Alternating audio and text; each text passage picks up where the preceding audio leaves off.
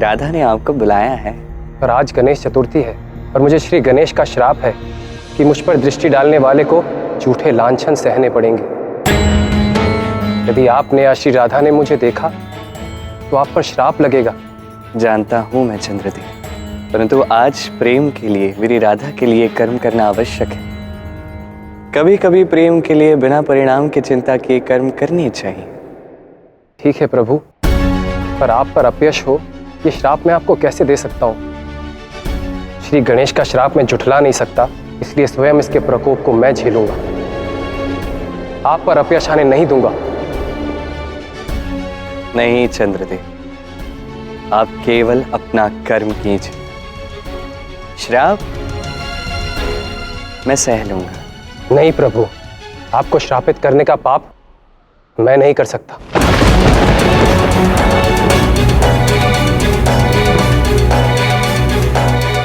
परंतु एक मार्ग है। आज आप पर श्राप न लगे, इसके लिए आप मुझे एक वचन दें कि मेरा कोई भी भक्त कहीं भी, कभी भी, किसी भी मंशा से मेरी आराधना करे, मेरी पूजा करे, आप उसकी इच्छा में हस्तक्षेप नहीं करेंगे, उसे हानि नहीं पहुंचाएंगे, मेरे विरुद्ध नहीं जाएंगे।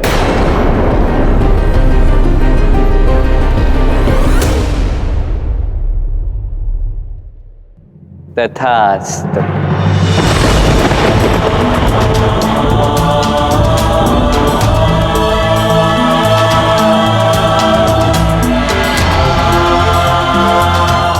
तो आइए प्रभु, श्री राधा की इच्छा पूर्ण करें।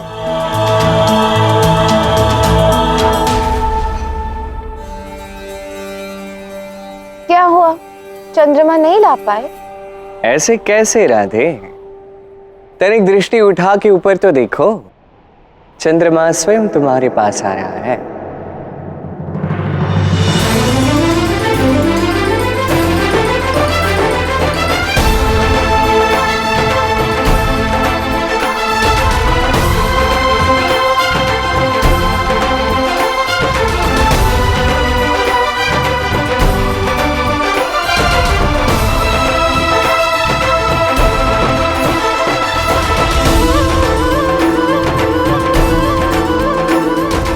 सखी की इच्छा पूर्ण हुई।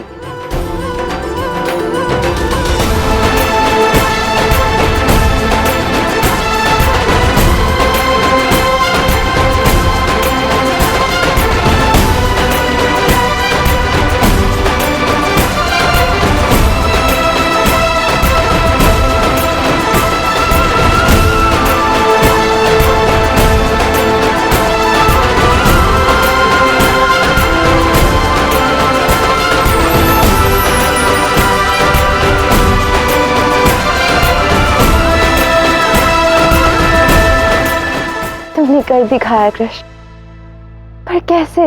अब तुमने मांगा है तो लाना तो था ही। अब कैसे, क्या मूल चुका के, इससे क्या अंतर पड़ता है? कितनी भाग्यशाली हूं मैं, पर तुमने आगे आने वाली प्रेमियों की पीढ़ी को दंडता सिखा दी है। क्योंकि आज के बाद हर प्रेमिका अपने प्रेमी से चंद्रमा लाने को कहेगी और प्रेमी ला नहीं पाएगा, क्योंकि वो कृष्ण नहीं होगा ना। क्यों नहीं ला पाएगा? यदि उसका भी प्रेम कृष्ण की भांति परिशुद्ध होगा तो चंद्रमा स्वयं आएगा उसकी प्रेमिका से मिलने। किंतु हाँ, उनका प्रेम भी राधा कृष्ण की भांति होना चाहिए।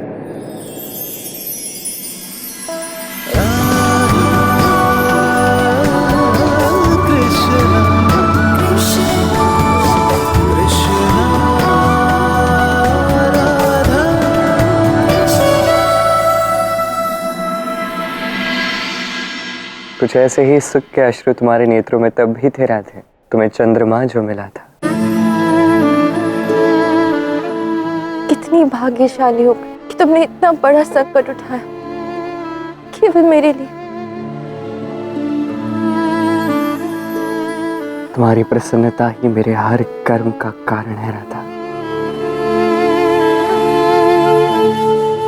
बस एक समस्या आ गई।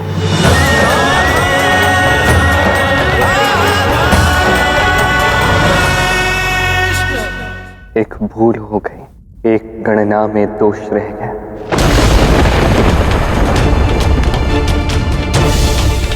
यदि मैं दाऊ की सहायता करता, इस स्यमंतक मणि को खोजने में किसी भी प्रकार की सहायता करता जिससे शाम का ये तप रुक सकता था, यदि मैं करता तो ये सब कुछ जो भी हो रहा है उसका सारा उत्तरदायित्व तो मुझ पर आ जाता रहता। चंद्रमा का श्राप सच हो जाता।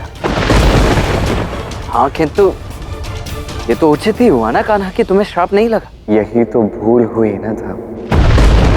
मैं पता नहीं कैसे ये समझ ही नहीं पाया कि चंद्रदेव को जो वचन कृष्ण ने दिया है वो वचन कृष्ण के साथ राधा का भी है, क्योंकि राधा कृष्ण एक ही है।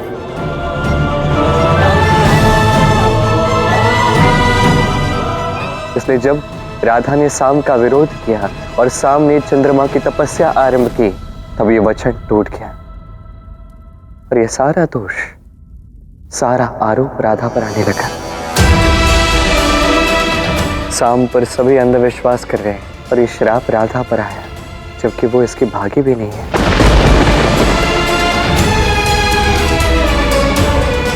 यदि प्रेम हमारा है तो हर श्राप भी हमारा है कृष्ण।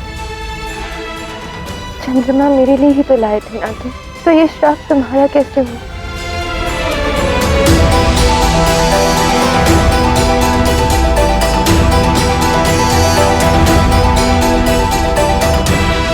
अब क्या करूं?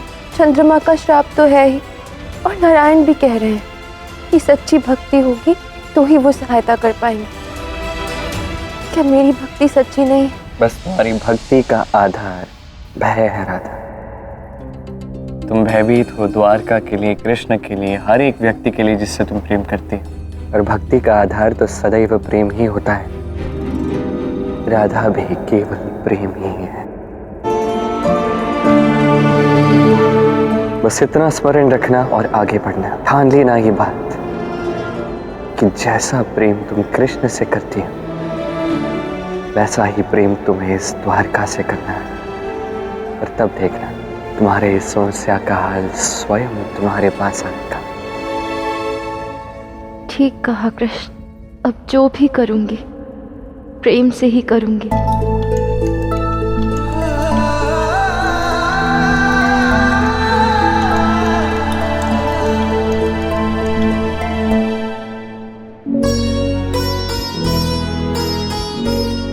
महादेव, ऐसे समय में आपको ऐसा क्या सूझ रहा है कि आप मुस्कुरा रहे हैं?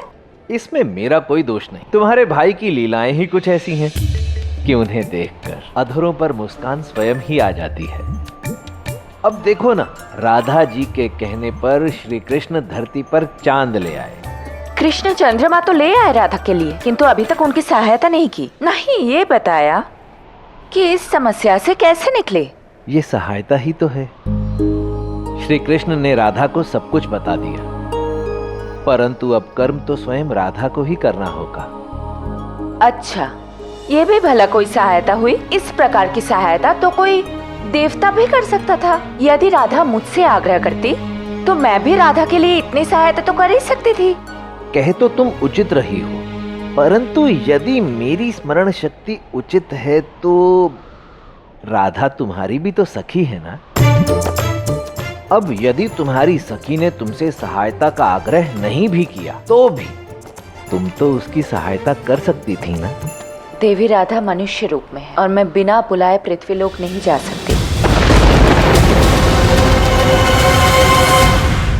जो भी हो, मेरा मन देवी राधा की सहायता करने को इच्छुक है, किंतु पृथ्वीलोक जाने की दुविधा है। यदि तुम्हारे हृदय में देवी राधा की सहायता करने की इतनी तीव्र इच्छा उत्पन्न हुई है तो देख लेना, शीघ्र ही देवी राधा स्वयं ही ये बात समझ जाएंगी। महादेव, पार्वती, आप दोनों से अधिक प्रेम को कौन समझ सकता है भला? आप दोनों ही जानते हैं कि जिस प्रकार मैं कृष्ण से प्रेम करती हूँ उसी प्रकार मैं द्वारका को भी हृदय से चाहती हूँ। मैं चाहती हूँ कि द्वारका का कल्याण हो, महालक्ष्मी की कृपा सदैव रहे वहां पर। महालक्ष्मी की भूमि द्वारका कि प्रत्येक व्यक्ति का भला हो, क्योंकि मेरी भांति आप दोनों का भी कृष्ण से प्रेम है, इसलिए मेरी प्रार्थना स्वीकार कीजिए। पार्वती, आप तो जगत जननी है, एक माता के रूप में द्वारका वासियों की सहायता कीजिए और महालक्ष्मी को पुनः द्वारका भेज दीजिए। सत्य कहा देवी राधा, मैं एक माँ हूँ और इस अनर्थ को घटते हुए नहीं देख सकती। महादेव, आज्ञा दे मुझे, अब मुझे जाना होगा।